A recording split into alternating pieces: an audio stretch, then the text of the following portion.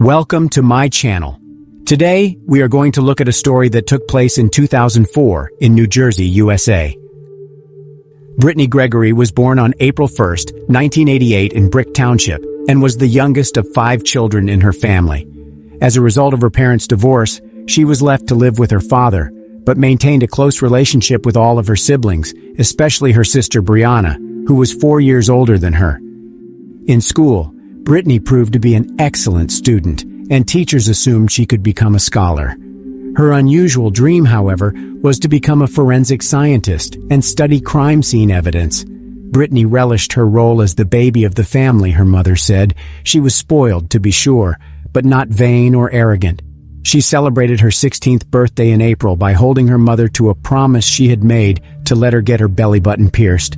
She idolized pop queen Britney Spears and had posters of her tacked up in her bedroom. She enjoyed cartoons, especially SpongeBob SquarePants, and she couldn't get enough of the TV shows about forensic science, a profession she wanted to pursue. She and her mother used to tune in to the same shows and then call each other to talk about them as they watched. In 2004, 16-year-old Brittany and her older sister Brianna, who was 20, lived with their father, Joe Dunn, and his new girlfriend, Lori Peterson, in a small house near their school. Brittany's father's house was the last one on the street and was near a wooded area. At the time, Brittany had been dating 18-year-old John Fitzgerald for almost 2 years. He was a nice guy that Brittany's family approved of. They had a very warm relationship, and they were considered the perfect couple. On Sunday, July 11, 2004, Brittany's mother, Deborah, and her sister, Brianna, drove to the town of South Toms River, about 15 miles from Brittany's home, to visit her older brother and his wife, who had recently had a daughter. At about 8:30 p.m. that evening, Brittany called her mother on her cell phone and asked for a ride to her boyfriend John's house. The girl's voice was very upset, indicating possible trouble. Her mother explained that she was out of town and couldn't drive Brittany, but said that her sister Brianna could be there in about an hour. Brittany agreed and said she would wait for her. About 45 minutes after Brittany called, Brianna was free and decided to call her, but her sister didn't answer. Brianna thought that Brittany was asleep or that someone else had taken her to John's. When Brianna returned home in the morning, she found that Brittany wasn't there, but her things, including her phone, were still there. Brianna speculated that maybe Brittany had spent the night at her boyfriend's house, but it was strange that she hadn't told anyone about it and that she had left her cell phone at home. It wasn't like her. Looking for answers, Brianna started calling all of Brittany's friends to see if anyone had seen her, but no one knew anything. After trying unsuccessfully to contact her sister, Brianna decided to call John. He said he last spoke to Brittany on the phone Sunday morning, and they hadn't seen or spoken to each other since. Brittany's father's friend Lori Peterson, who lived with them, said she returned home around 10 p.m. Sunday night, and Brittany wasn't there. Brianna sensed something was wrong, and immediately went to the police station to report Brittany missing. At first, the police did not take Brianna's concerns about her sister's disappearance seriously. It seemed to them that the girl had simply run away from home or was spending time with friends. But Brianna convinced the officers that she had already called all of her sister's friends and talked to her boyfriend, but none of them knew where Brittany might be. Brianna was sure her sister couldn't have run away from home because she was an honor student and spent most of her time in the library. Brittany never left the house without warning, and all of her belongings, money, and phone were left at home. After Brianna convinced the police that her sister could not have run away from home on her own, the officers began their search. First, they went to the house where Brittany lived to inspect her room and try to find some clues. They made sure that Brittany's purse with her phone, ID, and makeup was left in her room. The police did not find anything suspicious in her room. They interviewed everyone who lived in the house and ruled out the possibility that anyone close to Brittany was involved in her disappearance. The police then began a search of the area around the house. They checked all the houses in the area, walked around the property, and talked to neighbors. They looked for witnesses who might have seen or heard something. The officers noted that the house was at the end of the street and that there was a wooded area across the street. None of the neighbors noticed anything suspicious, except for one woman who said she saw Brittany walking down the street toward her house late Friday night when it was already dark. This was 2 days before Brittany's disappearance, and the information seemed insignificant, but investigators paid attention to it. This information did not fit the image of a modest girl who spent most of her time in the library and did not go out without her parents' permission. What made Brittany go out so late? And was she allowed to go out at such a time? The police were anxious to find out if Brittany was a real homegirl, as her sister had described her. Numerous police interviews with her family, neighbors, and teachers revealed that no one had anything bad to say about the girl. Everyone spoke very highly of her. While talking to the police, Brianna reported that Brittany and her boyfriend John had a strained relationship lately. The couple had been arguing a lot, and on the day of her disappearance, Brittany and John had another fight. This caused Brittany to be upset, and she wanted to visit John that evening to make up with him. The investigators decided to examine John's identity more closely. They invited him to the police station to see if he had seen Brittany the day she disappeared. John reported that his last phone call with Brittany was on Sunday morning. At that time, he was at the beach with friends, and Brittany was upset that he went there without her. They argued about it and have not spoken since. He also revealed that he broke up with Brittany a few days ago, but she couldn't accept it, even though she knew he was already dating another girl. John claimed that he had no plans to go out with Brittany that night and did not know she was coming to his house. The reason for their breakup was the rumor that Brittany had kissed another guy at the party, although John did not see it himself. Because of this, he decided to break up with her and started dating another girl. He last saw Brittany on July 10th, the day before she disappeared, when she gave him a letter expressing her desire to make up. The detectives asked John for permission to look at the letter Brittany had written, and he handed it to them. In the letter, Brittany apologized for her behavior and for breaking John's heart. She also asked him to remain friends. John seemed genuinely concerned and worried that Brittany hadn't been found yet. The police had no evidence linking John to Brittany's disappearance, and after he successfully passed a lie detector test, he was taken off the list of suspects. However, John did tell detectives one important detail. He said that Brittany often came to his house through the woods behind her father's house. The story of Brittany's disappearance became more and more complicated. Detectives began to wonder if Brittany had tried to get to John's house that night, which was about a mile from her father's house, through the woods. It was already dark, and she could get lost or fall somewhere along the way. The police started a search in the woods that Brittany probably passed through. She may have walked along a path that started near her house. Being in the woods at night was scary and dangerous, and the question of why a young girl was not afraid to walk through the woods in the dark was puzzling. The search in the forest lasted for 3 days, but nothing was found. When it seemed that the investigation had reached a dead end, the police were contacted by a woman who had been with her brother in a park in the same area on the night that Brittany disappeared. It was quiet, deserted, and there were no cars but one. A Chevrolet pickup truck with distinctive wheels drove by. The woman noticed this car and even remembered its license plate. After a thorough check, investigators found that the car was registered to 23-year-old Anthony Geiger. To determine his connection to Brittany's disappearance, police began investigating Anthony's past and found out that he was the ex-boyfriend of Bobby Joe, Brittany's sister. Bobby Joe told detectives that they broke up about a month ago because Anthony was overly jealous and paid too much attention to Brittany. She also said that she began to suspect that Anthony, who was 23 years old, had feelings for her younger sister Brittany, and finally decided to end the relationship with him completely. Brittany's friends remembered that Anthony always looked at her strangely and tried to flirt with her.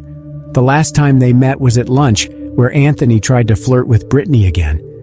Detectives began to suspect Anthony of kidnapping Brittany and decided to bring him in for questioning. During the interrogation, Anthony denied being in the area where Brittany lived on the evening of July 11th. According to him, he was not there until the next day, July 12th, when the police had already started searching for the girl. He did not deny that he was on good terms with her and often saw her at parties and other places, but claimed that they were just friends. and that he did not flirt with her. Anthony also stated that he understood that Brittany was too young for him and that he only cared for her as a friend. According to Anthony's testimony, he spent the evening of July 11th at home with his new girlfriend.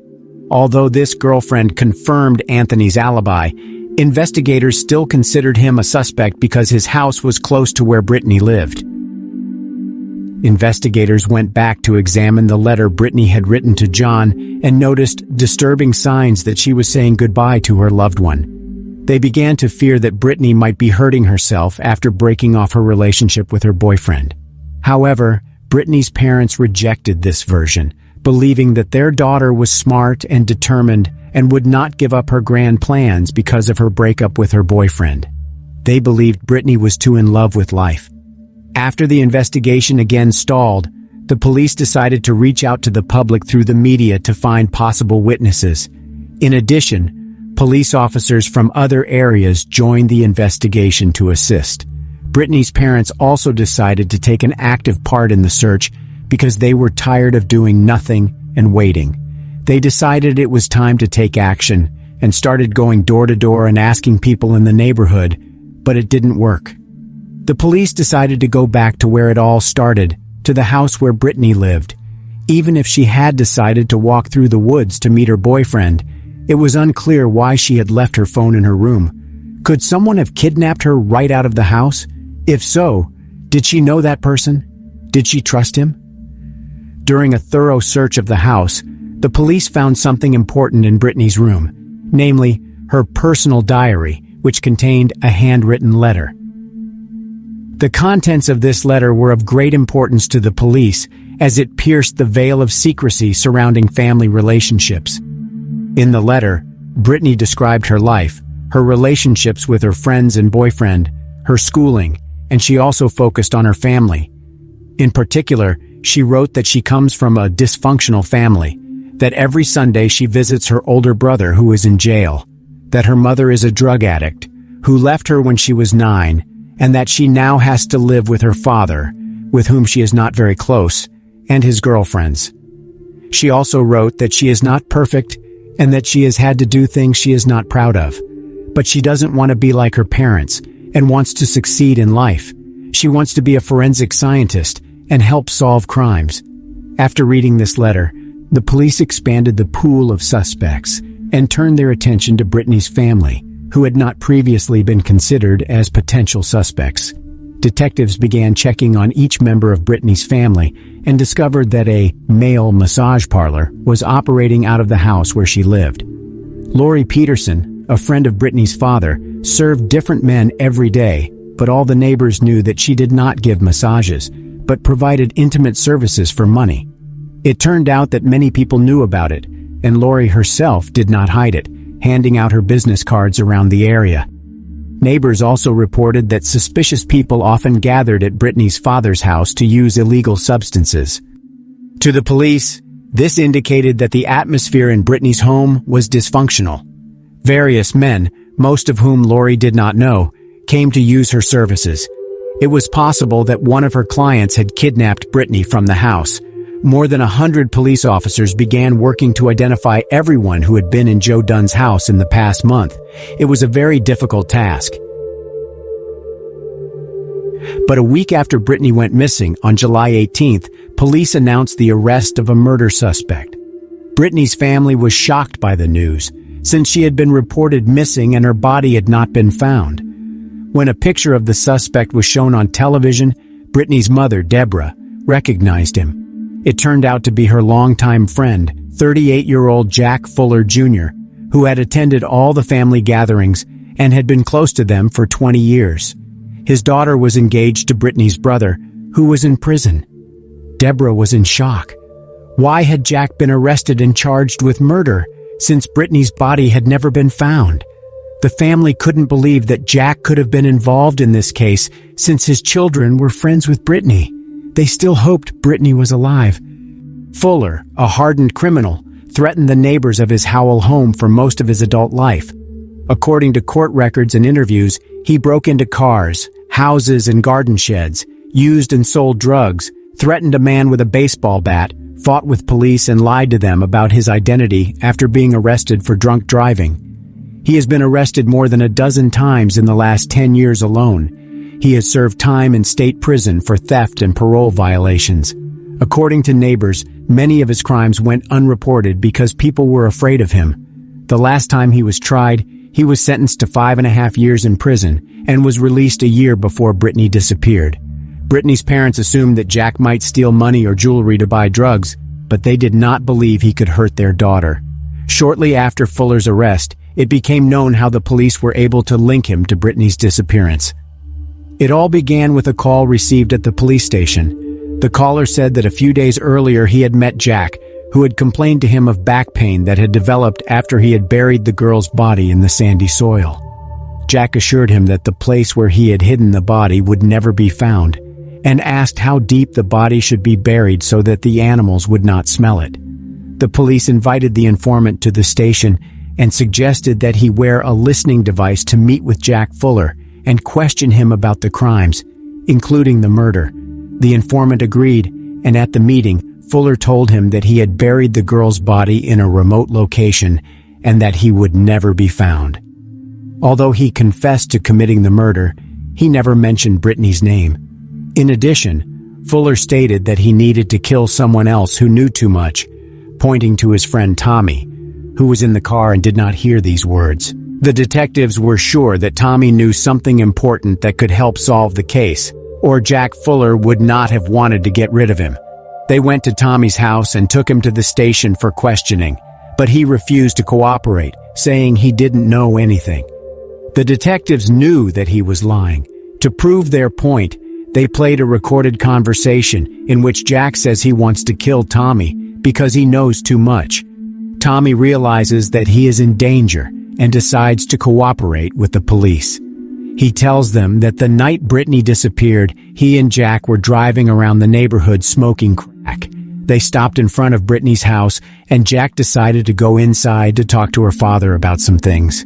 When he entered the house, there was no one there but Brittany. 5 minutes later, Jack returned to the car with Brittany, and she sat in the back seat. According to Tommy, he was confused and asked what was going on. Brittany didn't answer anything. She lowered her gaze, and Jack said he was about to take Tommy home. Tommy claimed that Jack drove him home, and when he got out of the car, Brittany, who was sitting in the back, also got out of the car and got into the front passenger seat, and then he and Jack drove off. The next day, when they met again, Jack said nothing about what had happened the day before.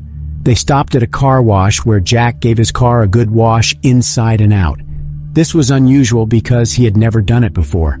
The car wash attendant even joked about it, but Jack got angry and told him to mind his own business, or he would risk his life. Tommy explained that when he found out about Brittany's disappearance, he realized that Jack might be involved and asked him directly what he was doing with the girl. Jack became very angry at the question and said that he had taken her home and left, rudely asking him not to ask again if he didn't want trouble. Tommy assumed that Jack had taken Brittany to the woods to rape her, because he had planned to use Lori's intimate services that night, but she wasn't home. The detectives realized that Jack was just the man for them. When they arrived to arrest him, Jack had a can of gasoline in his hands and looked like he was going to burn his car. Was he going to burn the car to destroy the evidence? Yes, it looked like he was. During the search, blood was found in the car, and forensics determined that it was Brittany's blood. After the police found out that Jack had visited a car wash after a trip with Brittany, they went there and confiscated the vacuum cleaner he was using. Criminologists found particles of sand stuck together by blood inside the vacuum cleaner. Testing left no doubt that it was Brittany's blood. Despite the evidence available to the police, Jack would not confess to the kidnapping and murder of Brittany and refused to talk about it. Detectives interviewed all of Jack's acquaintances, and most of them were sure that he was capable of murder. Many described him as a man ready for anything.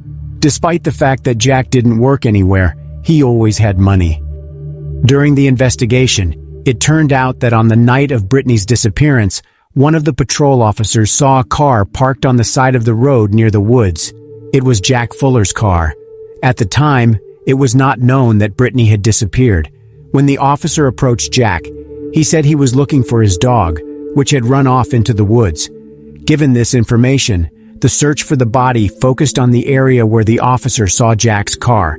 Police officers, K-9 units, helicopters, and volunteers participated in the search, but it was unsuccessful.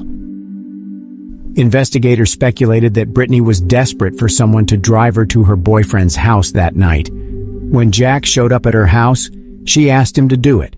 Jack agreed to take her wherever she needed to go, but instead he took his friend Tommy home and decided to take advantage of the situation by raping and killing Brittany. But to prove it, her body had to be found. While the police were trying to interrogate Jack and get a confession, another witness came forward.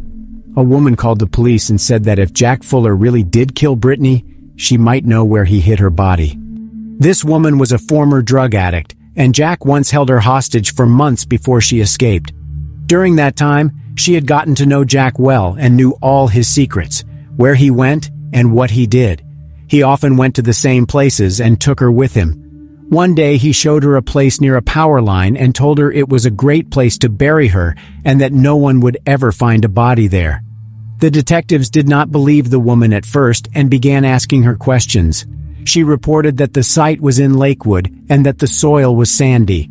The police immediately remembered the words of an informant who told them how Jack had complained to him about the difficulty of burying a body in the sandy soil. The authorities decided to conduct a search in the area the woman had pointed out. It was only 3 miles from the house where Brittany lived. After several days of searching, there were no results, but the police kept searching because experts compared the sand from the vacuum cleaner used by Fuller at the car wash to the soil in the area and got a perfect match. More than 100 people a day combed the dense forest on the border of Monmouth and Ocean counties. Brittany's grave was finally discovered on Tuesday morning, July 27, 2004, 15 days after she was reported missing. She was found by 3 New Jersey K-9 officers who had brought their dogs on a weekend search to help. The young girl's naked body turned up in a hole, and a necklace with Brittany's name on it hung around her neck. The detectives knew immediately that they had finally found her. The medical examiner who performed the autopsy confirmed that it was Brittany Gregory's body, but he was never able to determine the exact cause of her death because the girl had been strangled and suffered head trauma. "I'm not going to deny that there was trauma to her head, but that was not the cause of death," said Ocean County Executive Assistant Prosecutor Robert Gasser. "The body had decomposed over 2 weeks, and the medical examiner has said he can't rule out strangulation or suffocation," Gasser said. Brittany's body showed no obvious signs of sexual assault, but the medical examiner did not rule out the possibility of rape. Jack Fuller decided to take a plea bargain after consulting with his attorney. Brittany's family also agreed to the deal to avoid a long and arduous trial. Brittany's mother stated that she did not want the death penalty for Jack because it would be too easy for him. She wanted him to spend the rest of his life in prison, suffering and regretting what he had done. Jack said Brittany asked him to take her to her boyfriend's house, and he agreed. First he took Tommy home, and then he was going to take Brittany to her boyfriend. But before that, he stopped on the side of the road and started smoking crack. This caused Brittany's anger, and she started yelling at him and slapped him on the arm. This pissed him off, and he started punching Brittany. He admitted to punching her in the face and head at least twice because she tried to stop him from smoking crack. After the beating, Brittany began to make gasping and gurgling noises. Fuller continued to get high as blood flowed from her nose and mouth. When he finally turned his attention to her, Brittany stopped breathing. He realized she was dead and decided to dispose of the body. However, his story was not believed because the medical examiner found evidence of strangulation on Brittany's body that Fuller did not mention. In addition, he did not explain why he had taken off all of Brittany's clothes. The prosecution believed that the crime was sexually motivated. An Ocean County grand jury indicted Fuller for murder on February 9, 2005. Fuller later pleaded guilty on October 18, 2005, to purposely and knowingly causing serious bodily injury resulting in death. He was sentenced to 30 years without parole on January 13, 2006.